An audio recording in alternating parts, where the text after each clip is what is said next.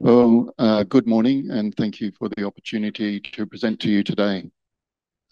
Firstly, just a bit of background about where I'm from and what it's like there. So the Northern Territory is a state in the north of Australia, and the climate is similar to much of Vietnam, especially in the north where it's hot and humid.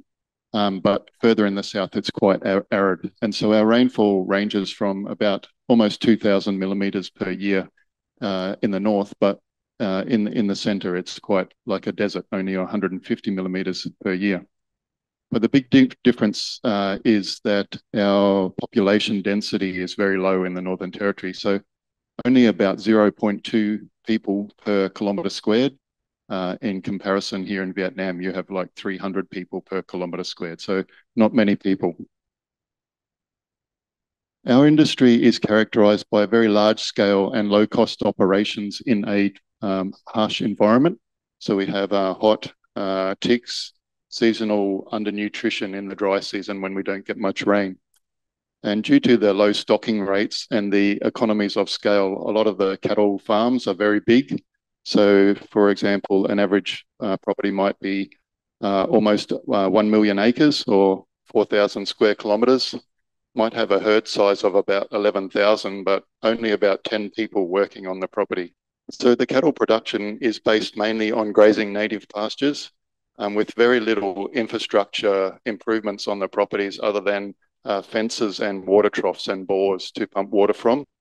And usually the cattle are only handled about twice a year. So it's very extensive. We try to breed cattle that will survive and be productive in our harsh environment, but also that will meet the market specifications. So most of the cattle in the north target the live export market in Southeast Asia and mainly Indonesia and Vietnam. And so the cattle need to be able to cope with a hot and humid environment and with those parasites like the ticks and the buffalo flies and worms. And therefore, as a result of these conditions, most of the cattle have a high Bos indicus content and mostly Brahman because they cope better with the stressful environment and have better ability to walk long distance than Bos Taurus cattle.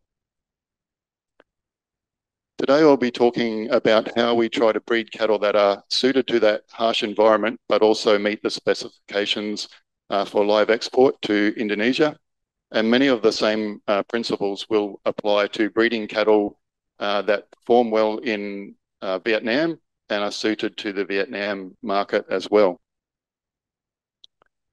So we've conducted several breeding programs to develop cattle suited for the live export market.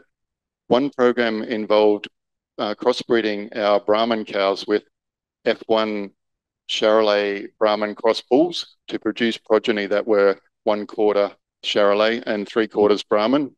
So they still have enough Brahman to cope with our stressful environment, but they have more growth and less fat and a leaner and bigger mature size than straight Brahman. So there's numerous of these European Bos Taurus breeds we could have used, like the Simmental Limousin, but we chose Charolais.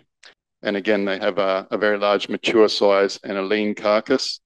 And the trade-off there, as we've already discussed this morning, was about when you have a large mature size animal, it takes longer for the heifers to reach puberty, and it's harder to keep those big cows in good body condition for them to get back in calf. And the other thing is that you reduce the stress resistance or the tick resistance and heat tolerance of the progeny compared to straight Brahmans. So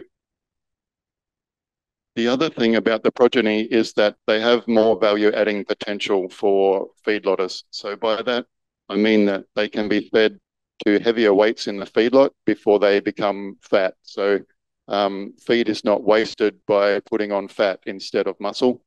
And you can, the feedlotters can put more weight on animals and so make more money from them. And you can see there a picture of a typical Eurocross Brahman steer from Australia in a feedlot in Indonesia. The other project that we've done more recently is what we call the Centerpole Crossbreeding Project.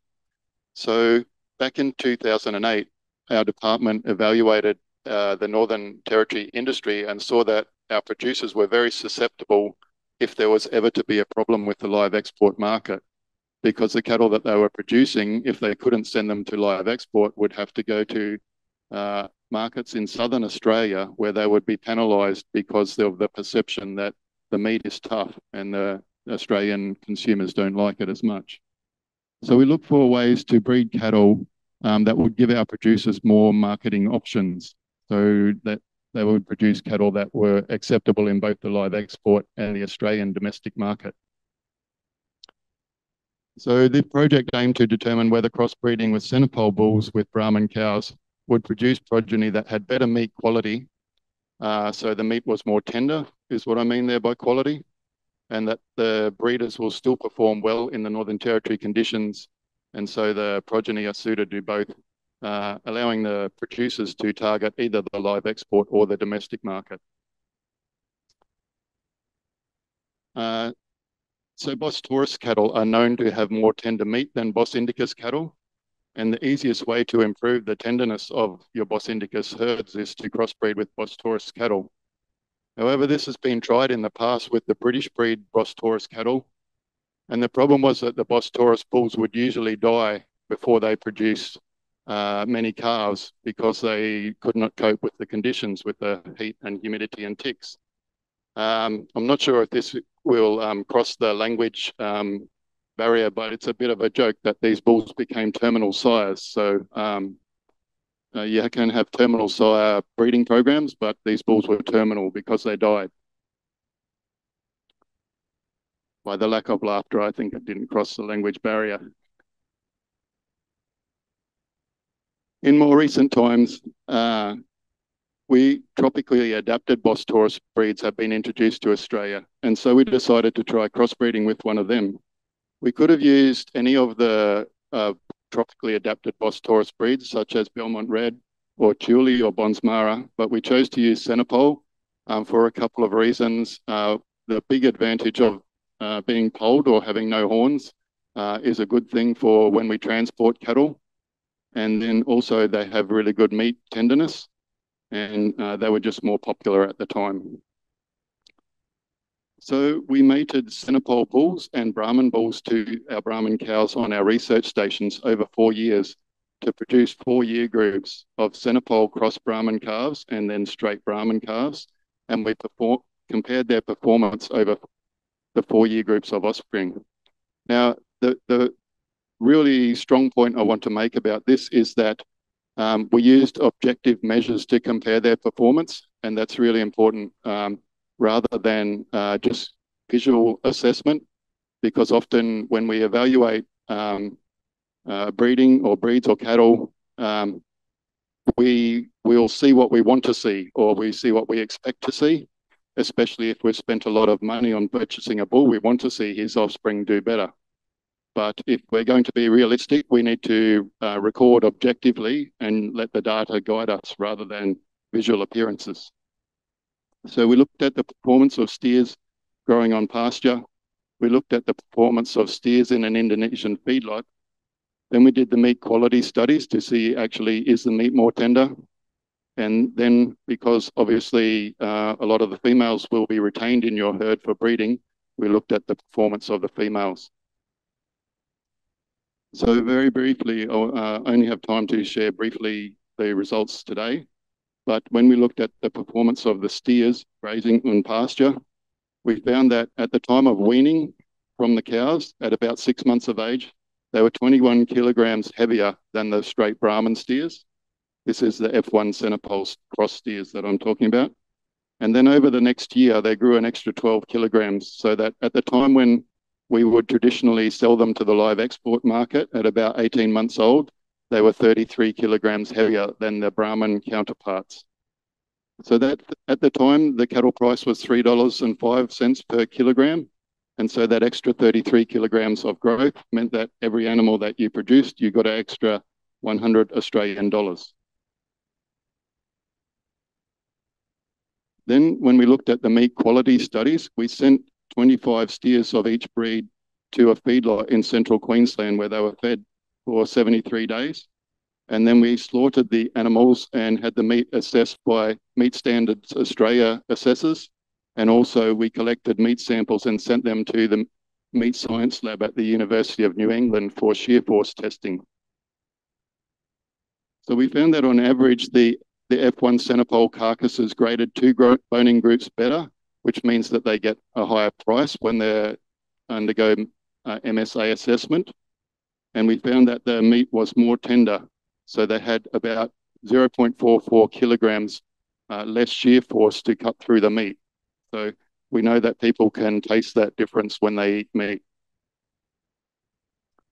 So far we've found that the centipole steers provided growth advantages, and also had more tender meat, and they were leaner at the same weights. But despite this, many of the northern cattle producers were reluctant to adopt crossbreeding because there's a perception there that the cattle buyers that buy cattle for live export discriminate against cattle that are not high-grade Brahman, because that's traditionally been the breed that they prefer. And there's the perception that these animals won't perform as well as Brahmans in the feedlots in Indonesia. So we decided to find out whether that perception is right or not, and we were able to study the performance of these cattle in a feedlot in Indonesia. And to do that, we collaborated with the elders feedlot at Lampung province in Sumatra, and they agreed to buy our cattle and allow us to study them in their feedlot. So we sent 34 Brahman steers and 54 centipole cross steers that were weighing about between 300 and 350 kilograms over there to their feedlot, and there the steers were managed in the normal way and fed the normal ration that they feed. So the ration contained tapioca waste, tapioca chip, distilled dry grains, which is the brewery byproduct, copper meal, palm kernel cake, napier grass, and molasses. So what we found there was that the F1 centipole cross steers had a significantly higher average daily gain in the feedlot, 1.71 kilograms per day compared to 1.54. So that means that they put on significantly more weight in the feedlot, an extra 21 kilograms. But at that higher weight, they were actually the same fatness or the same P8 fat depth as the lighter steers, which means that we could feed them to heavier weights before they start putting on fat. And we also sent the cattle were slaughtered at the abattoir at Bogor, and there they calculated that the F1 centipole crosses had a higher boning room yield by 2.4% higher. So in conclusion, these studies found that the F1 centipole cross steers actually perform better than the Brahman steers in a feedlot, which you would expect because there is hybrid vigor in crossing Bos taurus with Bos indicus, and a feedlot is very good nutrition and it allows them to express that greater growth potential. So therefore, the cattle buyers should be able to buy these types of cattle for the Indonesian feedlots with confidence that their clients will be happy with the performance. And the better meat tenderness of the steers also gives the feedlotters the option to target restaurant trade as well as the wet market trade. And as I said before, we also are left with the heifers. So we looked at the heifer fertility on our research stations, and we had the 4-year groups of heifers. In the Northern Territory, we tend to mate females at 2 years of age. That's how long it takes them to grow big enough to start cycling. And so what we found, because of the higher weaning weights and the higher growth, that the F1 centipole cross heifers were 35 kilograms heavier at the time of mating at 2 years of age. And we know that heavier weights leads to higher pregnancy rates. And so we saw 19% higher pregnancy rates from the centipole cross heifers. We were able to study these females for quite a few years. So by the time we finished studying them, the oldest of them was 9.5 years old. And then there was the 4-year groups. So the youngest year group was 5.5 years old. And what we found was that over that time, the performance of the 2 different breeds was very similar. There were no differences. So we saw average annual weaning rates were the same. annual female live weight production, which is a measure where we, if a cow, it's a sum of the change of the weight of a cow over a year plus the weight of any calves that it produces. So, for example, if a cow puts on 50 kilograms over a year and you wean a calf from it that weighed 150 kilograms, then her annual live weight production is 200 kilograms. And if she doesn't have a calf that year, well, it's only the change in her weight, so it might only be 50 kilograms. So this is a good way of comparing the performance of the cows. And we found that there was no difference between the breeds. And there were also no differences between breeds in cumulative mortality rate or in the calf loss rates. So overall, we showed that crossbreeding with the tropically adapted Bos Taurus breed gave quite significant advantages for cattle breeders. Now, those cattle breeders might be in Australia or they might be in Vietnam, but you'll see heavier weaning weights, higher growth, and heavier weights at sale from the cattle, and higher pregnancy rates in heifers, and also advantages for feedlotters. And whether those feedlotters are in Indonesia or whether they're in Vietnam, there would be higher growth in the feedlot and more value-adding potential, so you can feed them for longer to heavier weights. Better carcass yield and more tender meat, giving you the option to target either the restaurant trade or the wet market. Now, it's important to understand that this work was not about just proving that one breed or one cross is better than another breed. It's more about a demonstration of the benefits that are available through crossbreeding, through hybrid vigor, increased growth and fertility, and from combining the desirable characteristics from a number of different breeds.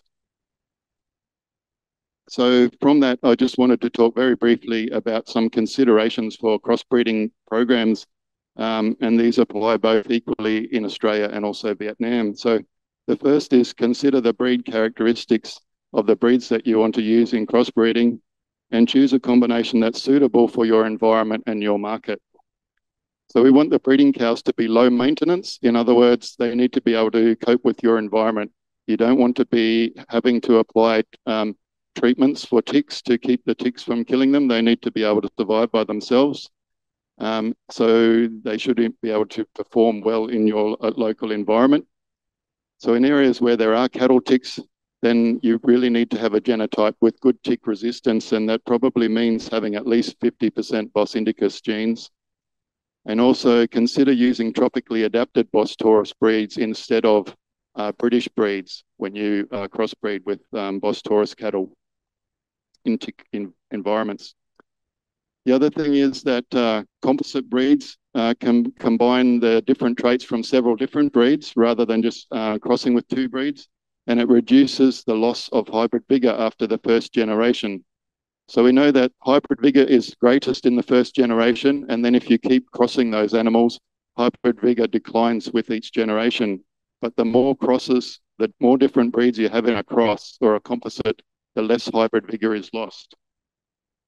Now, I don't want to try and tell you what is the best breed for your situation, because I don't have a very good understanding of your production system or environment.